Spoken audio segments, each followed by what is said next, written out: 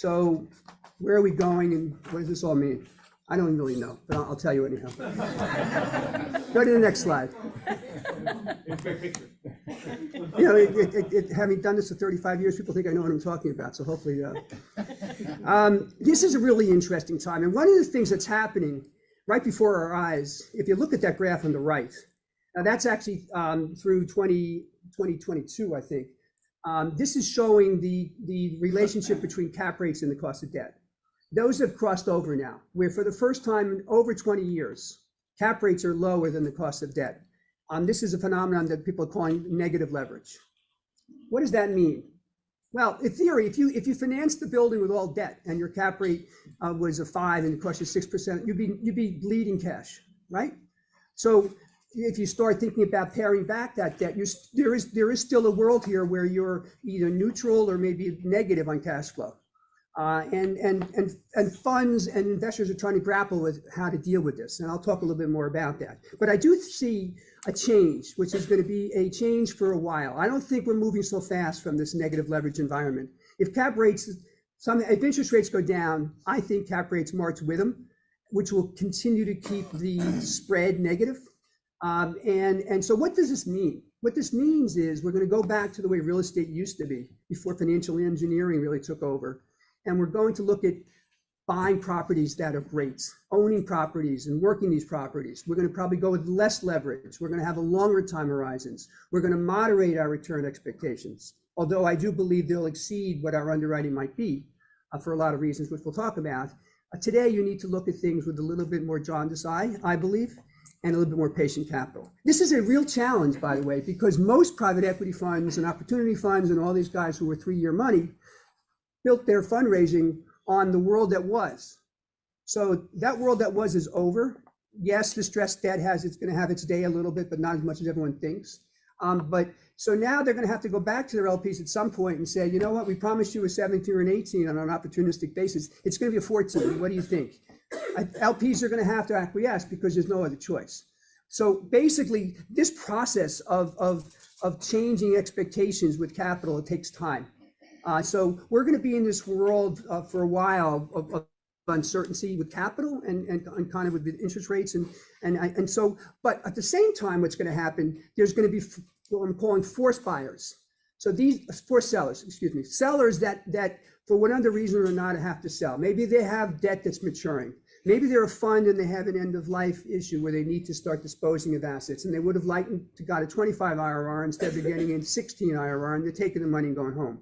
So we're going to start seeing properties come to the market at a time when you wouldn't think they should be coming, which is going to open up opportunities for those who have the right type of capital and can approach the game in a different way. A question on secular things. You told me specifically about cyclical things. You realize that the banks, particularly regional banks, have stuck with a lot of non-performing and whatnot. How long is the perceived cycle, given the amount of refis that get done in the next 24 months? I've always felt, and maybe I'm wrong here, there's so much liquidity in the world today that those loans will get disposed of in an orderly manner. There'll be some pain, surely, for some guys. There'll be creative ways to absorb that pain. Maybe there's something called hope certificates or other ways to kind of stretch out the possibility of getting your money back at some points. But I don't think this is a disaster world ahead of us. And I think the regional banks, first of all, the Fed can't let the regional banks fall. So they're going to have to figure out a way to solve that. But secondly, already now Signature Bank's loans are out there shortly with Newmark.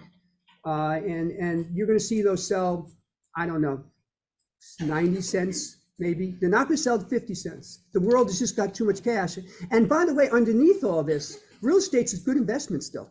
Multifamily, just industrial, we'll talk more about these, but their underpinnings are terrific. So this is not 2007, 8, and 9.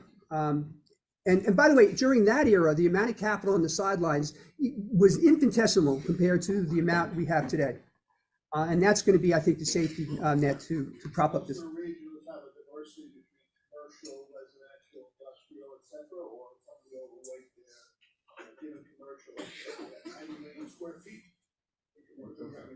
We'll get into that. All right, let me continue on here. So as I mentioned early on here, you can't underestimate the effect that technology and demographics are going to have on shaping real estate going forward. And that's going to be an important part of what I'm discussing today. I think the places that I like a lot are continue to be industrial, multifamily, and splinters of multifamily, built to rents and some other strategies around that. I love the active adult communities. Cold storage is continuing to be a very interesting area. Data centers are on fire, and they're going to continue to be on fire as we continue to produce enormous amounts of data. But here, this is the kind of the theme of all this today is the obvious as we go forward is going to be overpriced. You have to be thinking about where things are going. And one of the great masters of this is Blackstone. If you look at their site and you listen to John Gray speak and the others, they're always thinking about where things are going. They were one of the early pioneers in the recent era of making big bet on data centers in the last few years, among others, obviously logistics and others. So it's kind of consistent with my theme today, which is make bets on really interesting areas that are growing. So I consider the years ahead the golden years. Again, I've been doing this a long time, and we've had a nice run, but we're moving into an era now that is just uncharted territory by volumes. If you look at, interestingly, if you look at the lower right-hand corner, that little chart there that talks about the amount of data we're producing every day, that number is actually a little old. That was a few years ago. Today it's 3.5 quintillion bytes of data every day. A quintillion is one followed by 18 zeros. All right, so it's a big number. And the chart above it is showing the amount of data that's being created from 2010 through 2025. And they use a term called zettabytes, which are a zettabyte's a trillion gigabytes. 1 gigabyte is 350,000 emails. All right, these are numbers that we just don't understand. It's almost equivalent to thinking about space travel. You know what I mean? Like to go to the nearest star is X number of years or light years, right? So we're moving into another place where we're trying to comprehend things we've never comprehended before, and that's going to have a big impact. And it's going to carry through not only society, but particularly real estate.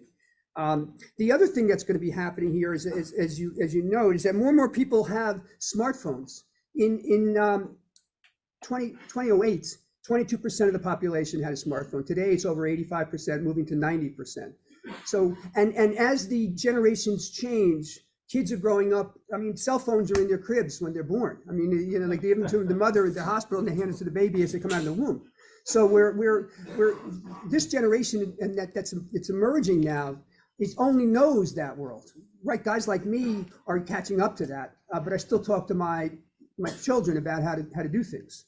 And that change is going to occur, and it's only going to increase the ability to use the smartphone. So we're going to have this convergence of a massive amount of data being generated, and 5 to 10 years, probably closer to 5, we're going to have quantum computing coming in, which is 158 million times faster than the fastest computers today. Interestingly enough, I'm not sure if you guys caught this yesterday, Tesla stock zoomed up. And it wasn't because they're selling more automobiles. It's because they're working on a new supercomputer, or they have been for the last number of years, which the street thinks could generate $500 billion of value for Tesla. That's why it's a stock that's very interesting to own, by the way. But this is going into the idea of what does all that mean? Like Tesla, they're going to have more plants. They're going to need more data centers. Just that little slice of that discussion and the ramifications to real estate are what I think about every day. So let's go on to the next page. So these are, look, this topic of the themes in real estate could be a full course. I'm trying to do this in 10 minutes. So I'll hit on the high points, but we're going to continue to see obviously a migration from brick and mortar to online, and the speed in which the internet is going to enable you to access. So virtual reality is going to become more prevalent, because you'll have the ability to really look at things online in a robust way. And also, as I said before, demographic shifts. Most of the younger people today are buying stuff online, where our generation still used to like to go to the grocery store and look at the bananas. That doesn't matter, and as far as clothing or anything like that. So we're going to continue to see that. But at the same time, ironically, a lot of these online companies are going physical. So Warby Parker decided, hey, It's nice that I can send them 5 pair and they can send me back 3, 1 or 2 or 3 pairs. It's expensive to do that. It's cheaper for me to get a retail space, have them come in, look at the glasses, try them on. I get a higher hit rate, right? And then I'll send it to the guys. So you're going to see more and more of that because people still want to have the experience of going in and seeing. It just may be the delivery of the inventory may be less, but the experience is still going to be there. It's the same thing with movie theaters. It's the same thing with, with how we socialize. I mean, a quick story. Years ago, I went into a hotel in New York called the Ace Hotel, which was a pioneering hotel at that time. And in the lobby were rows of tables. And I walked in there and I noticed the place was packed, but everyone was on their phones. They weren't interacting with each other. They were looking on their phones. They could have been in their room. They could have been elsewhere. There is this world where we still want to be people, even if we're communicating in a different way. And I don't see that changing. I'm not saying go out and buy AMC stock, but I do believe that the theater business is probably one that's overly. I think its demise is overly stated. So the next area that I think is really interesting is going to be universities. Universities are going to benefit significantly from AI, robotics, software, hardware, life sciences are all going to boom, and they're going to start largely at universities. And so the IP, the intellectual property, is going to be generated. And what's going to happen is there's going to be an ecosystem that develops around these places, particularly universities that have very strong healthcare systems. And so we're going to see people staying around longer. They may live there. You're going to see seniors. We're seeing this as a theme right now that want to be near universities. They want to go to the football games. They'll take classes. They want to walk around the campus and feel young again. The effects of universities on their communities. The thing you got to be careful about is some of the secondary schools and secondary locations, I think, become obsolete. And the rising cost of tuition, et cetera, is going to probably eliminate a lot of schools in the future. And so I'd be careful about, for example, student housing in those markets.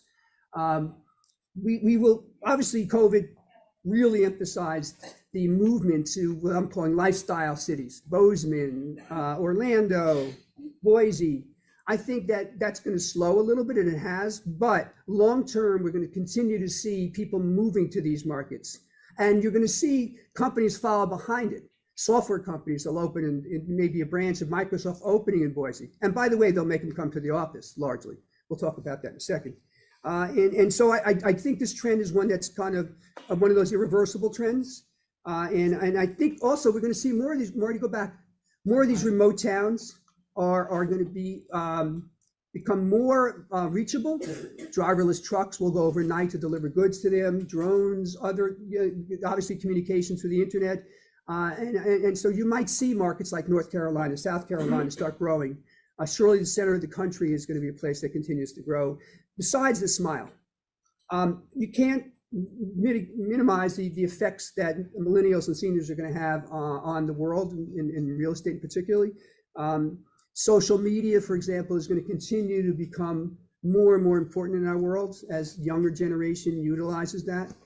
This shapes opinions. It affects things like apartments.com, where people say, I went out and walked my dog and there wasn't a big enough dog walking place. This place sucks, right? And it gets spread in 2 seconds.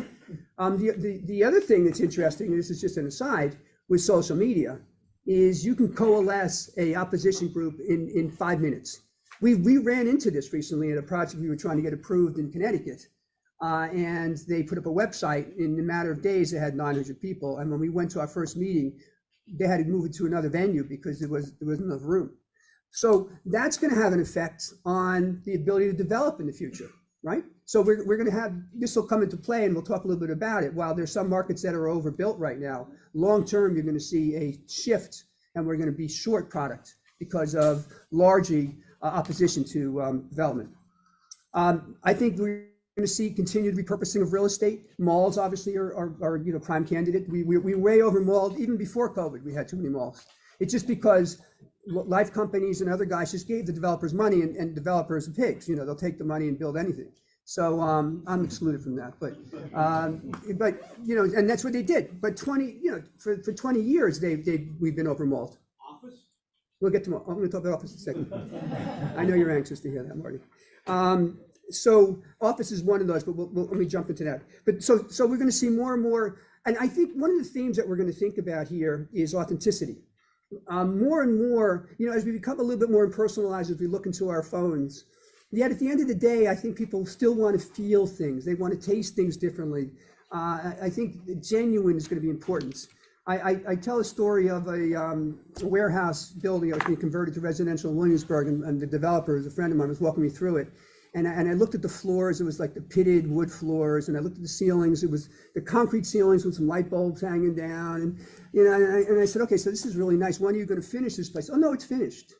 And I'm getting a premium versus places with drop ceilings and nice clean walls, because people wanted something that they could taste, they can touch. And it's it's just ironically, I was thinking about this with jeans. I mean, like, the more rips you have in jeans, the more expensive they are, right? Because it looks authentic. I think we're going to the place where there'll be just one string and it'll be $1,000. You know what I mean? But so I'm making fun of this, but I think that repurposing of interesting real estate that was built a while ago could be something that, particularly around resi, I think is going to be an interesting area.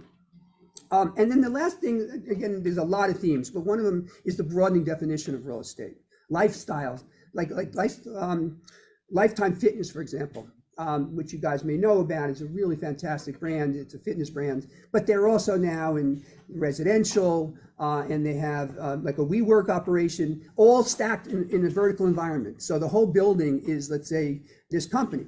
You couldn't finance that years ago. How do you finance health clubs? How do you finance? So car washes today, everyone's running around loving car washes. I mean, they're nice, but I'm not going to pay a 6 cap for a car wash, which is where they're trading now. But car wash is not really a real estate play, but yet you'll get real estate money to fund it. And you didn't have that if you go back historically. So I think we're going to continue to see a broadening of the definition of real estate and the capital. There's so much capital out there that they're going to be looking for alpha. They're going to run that.